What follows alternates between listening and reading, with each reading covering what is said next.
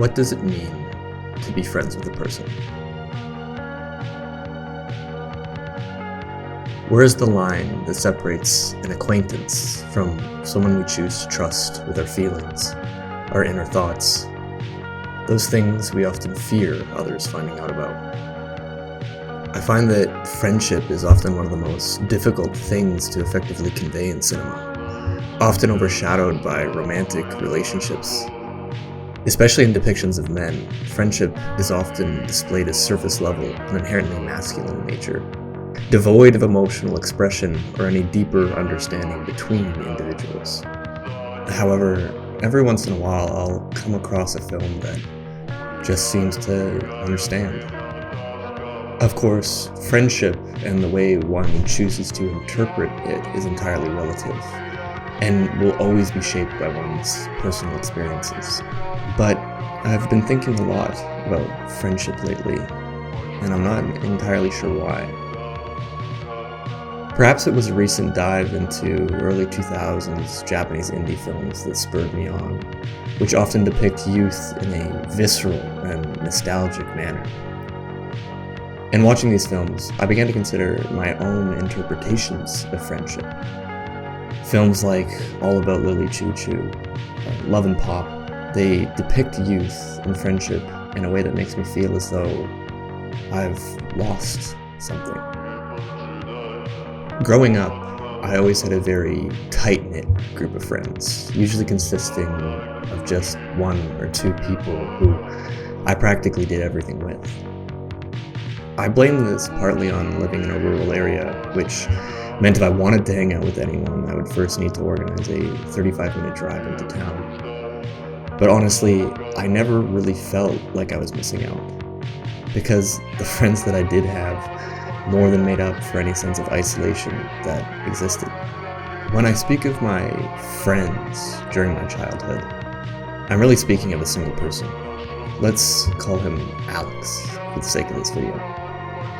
Other people would occasionally join us, but the foundation of our group was always Alex and I. From elementary school through to middle school, we were practically inseparable.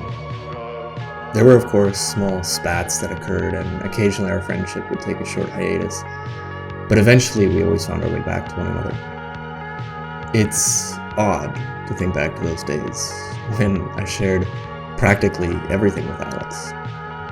The trust we had between us was largely unspoken, as is often the case with young boys out of touch with their emotions. But by the time we reached high school, that trust was unshakable. I switched schools between 9th and 10th grade. I remained in the same city, but I saw Alex dramatically less. For years, we kept up our friendship, still spending most weekends together. We were there for each other's first serious girlfriends, first major breakups, but somewhere along the way, we both just sort of drifted apart. Alex and I are still friends, but we are lucky if we see each other a couple times a year at best, despite the fact that we still live in the same city. Don't get me wrong, it's always a great time when I do get to see him, but I can't help but realize that those days, which we reminisce about so fondly, are gone forever. The loss of one's youth is never an easy thing to come to terms with, especially if you look back on that time in your life positively.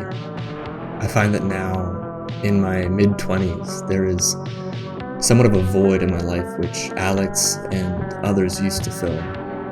The relationships that I have now are undeniably stronger and healthier than those of my youth, but I still often find myself plagued by a dull melancholia for those days gone by, when the biggest concerns I had were how to fill an empty weekend, or how we were going to get home from the park after being caught in a rainstorm. It sounds so simple when looking back, but in truth, it was one of the most complicated periods of my life. I was so desperate to find a place of belonging, to surround myself with people that understood me, to not feel lonely.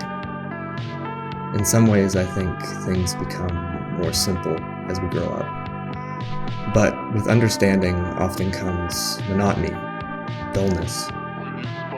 I miss when life felt raw, even visceral, when my emotions carried so much more weight to them. In watching the work of Hideko Anno, Shunji Iwai, and even Wes Anderson, I find I am able to recapture those emotions, however little, and just for a moment. So here's to them, and here's to you, Alex.